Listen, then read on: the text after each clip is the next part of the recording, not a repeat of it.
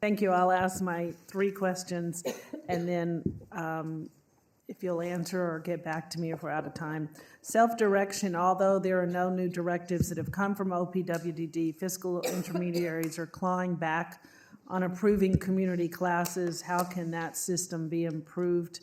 And then second question, I'm deeply concerned by the recent OPWDD rules change that undermines the Family Support Services program. How many families have been impacted because they are deemed paid caregivers? And then I believe Senator Mannion and I have both sent letters opposing that administrative rule change. The third question, you mentioned rebasing that will occur July 1st. Based on your analysis, how will the agencies be penalized for paying more to DSPs, and what can agencies expect as an impact to their rates?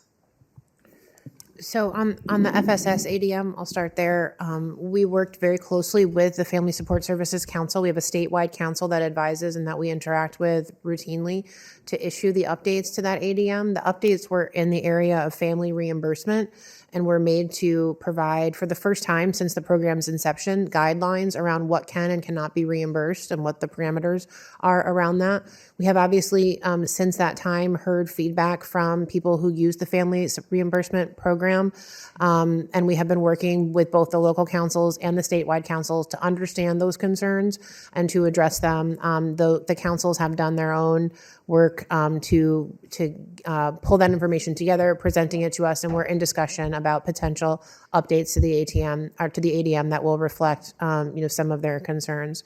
With regard to community classes, I mentioned earlier that there have been no changes to the way that community classes are administered. We have over 90 FIs across the state, and so ensuring consistency of practice and ensuring that all those FIs understand the rules in the same way is a monumental effort on behalf of the agency, and we are certainly working toward that. So some of the things that we're doing will be requiring FIs to have an appeals process so that if an individual who's self-directing or their family member feels like a denial was made in error, they can bring that to the FI. We'll also be requiring that they work together on communities of practice to understand and discuss what the classes are. But the classes do exist, and the opportunity for people to use their self-direction budget to take community classes exists within parameters. There's parameters around what is and is not allowable that comes from both the state and from the federal government, and they cannot replace existing Medicaid services, and they must be integrated and open to the community. And again, those are part of our agreement with CMS on how we administer this program. So those parameters must be upheld, but we are working to make sure there's consistent understanding. And we can talk more about the rebasing in a response letter. Thank you.